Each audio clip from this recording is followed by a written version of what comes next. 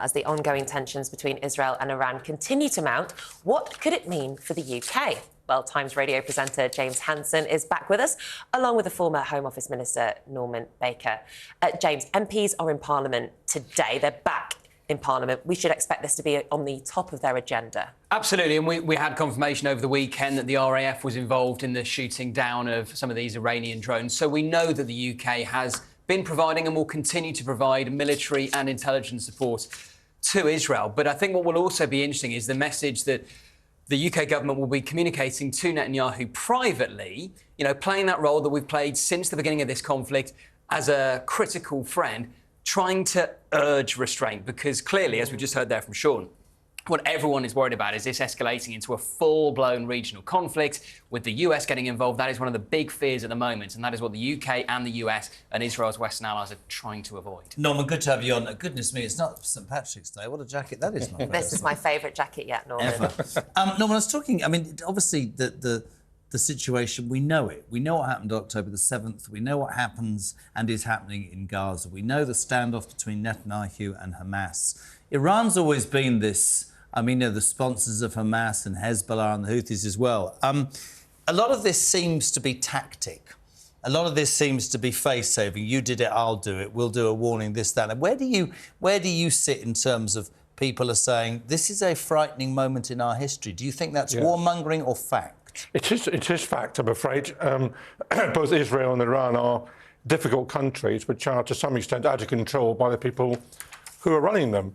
And the fact of the matter is, let's not forget that what the Iranians did yesterday, in their view, was a response to what happened when the Israelis bombed Iranian territory. I'm not disagreeing with that, but there's something else. There's a difference between Iranian territory inside Syria, a building. Yes. This is actually inside Israel. So what I'm trying to say really badly without being cautioned is Netanyahu, I said it earlier, 2 weeks ago, was being criticised by his own people. There were demonstrations in Tel Aviv. There were comments over here about should we be providing arms. That's gone out the window. I suspect to the Israeli people now, having had that land inside the country, that justifies everything about Benjamin Netanyahu. Well, Netanyahu will actually, dare I say, welcome what's happened because it gives him more security. Right, here we go. Then jump in with 2 feet. Did he arrange that in Damascus on the 1st of April to justify what's happened in knowing that this would come? I wouldn't go that far, but the fact that there's been no damage, particularly in Israel, and the fact that he's been attacked,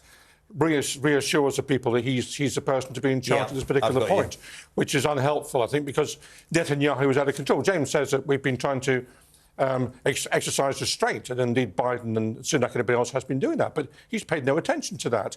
The Israelis are calling up 2 more brigades now as reserves for Gaza. Everybody else wants a ceasefire. He wants more troops in there. He doesn't listen. James, what could the next steps be for our Prime Minister? Obviously calls for de-escalation, but could it be stronger than that, stronger than simply words to Netanyahu? Could we see a difference in foreign policy with Israel here? I think highly unlikely that we'll see any step change. I think Norman's right. Maybe a week or so ago, there was speculation, should the UK, for example, halt arms sales to Israel after the killing of those aid workers in Gaza. That was briefly kind of discussed. But, and the government since have been very clear they will continue to support Israel. Worth saying that in terms of what we send to Israel in terms of military supplies, it's £48 million a year or thereabouts. It's not that much when you compare it to what the US provides. And clearly, yes, we have influence, but we don't have much more than that. It's the US who really are the big power here, who Israel listens to. And that's my interesting thing. And I'm going to pick you up on one thing, because I have to.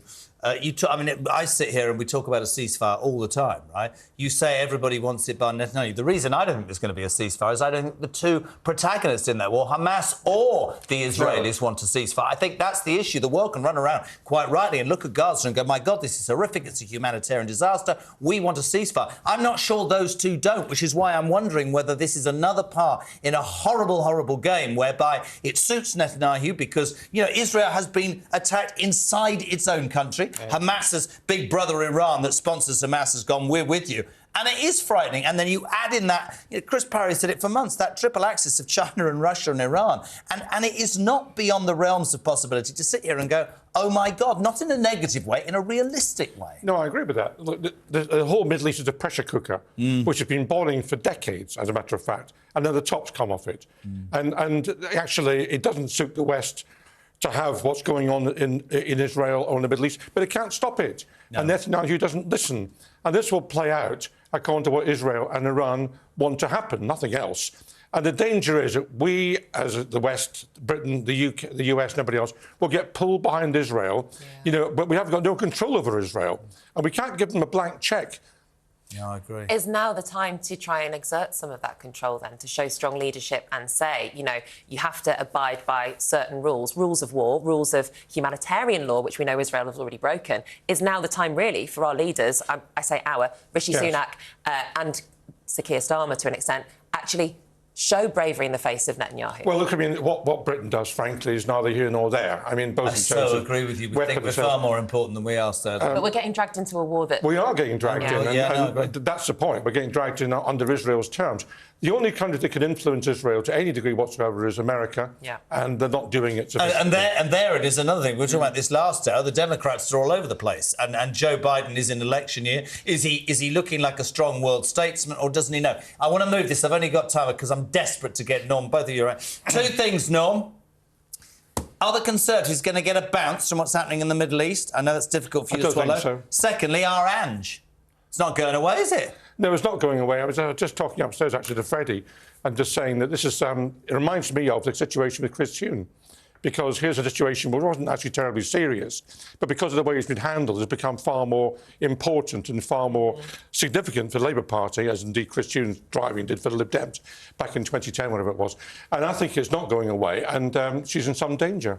And if it is, as you said last hour, James, here you are, I made a mistake, there's nothing to show, I'm not showing it, it's on and on and on. I've got something else for you, see? This whole tactic we're talking about in the Middle East, this suits Sir Keir Starmer. He's never really liked our Ange, has he? There is a school of thought that he's always had slightly difficult relations, and it may put her in a box. But, look, I mean...